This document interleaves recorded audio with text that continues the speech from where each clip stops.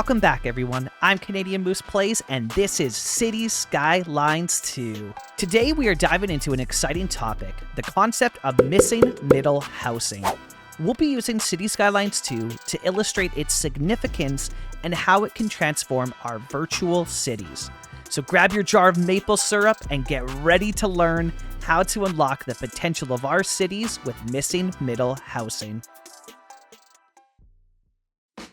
Before we jump into Cities Skylines 2, let's first understand what missing middle housing is and why it matters in urban planning. Missing middle housing refers to a range of housing types that bridge the gap between single-family homes and large apartment buildings. If we take a look at the city of Burnaby in British Columbia, we can see some examples where missing middle is, well, kind of missing.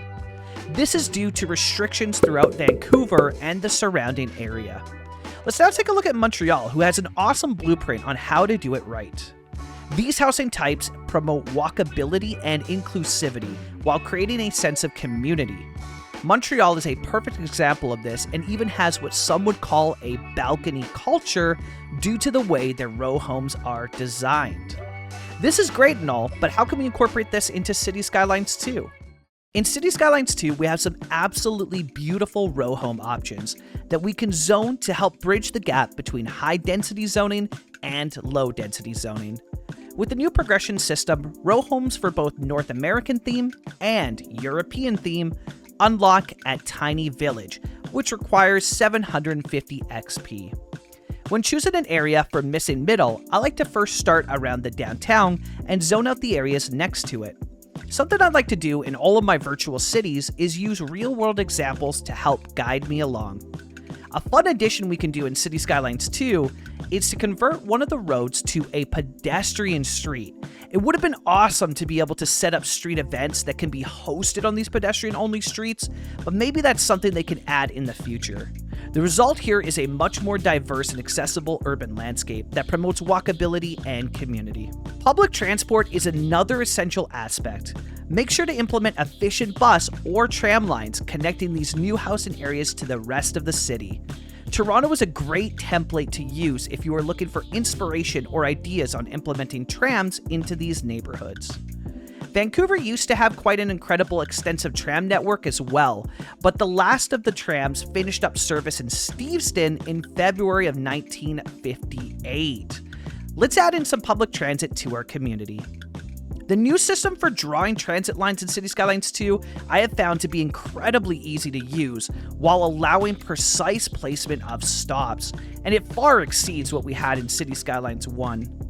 Public transit makes it convenient for residents to get around without the need for a personal car. And while we may not have bike infrastructure in Cities Skylines 2 currently, expect an updated version of this video should they add it to the game, as bike infrastructure is a vital part of missing middle communities and something that Montreal excels at and really sets a great blueprint for other cities to use as we progress with retrofitting many of our downtown cores in Canadian cities.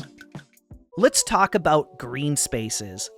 When I first moved to Vancouver, BC, I was living in the Strathcona area, and it has many amazing green spaces that are often packed as long as it's not raining, and they provided such a unique sense of community. It was something I had never experienced before, especially when I was living in Kamloops. Being new to Vancouver, it was a great way to connect with the community I was now a part of. I think it provides an incredible template that we can implement in Cities Skylines 2 to ensure that our missing middle housing is both livable and sustainable. Let's take a look at a few options that we have. Basic parks and recreation services unlock at the start of a new city and can be progressed as you level up your city to include large parks and even sports parks. I like the look of either the small park or the small plaza, but another thing that I do is creating my own parks, and this can be a great way for you to fill awkward spaces that maybe don't fit one of the park assets. Here are two examples of green spaces in missing middle communities.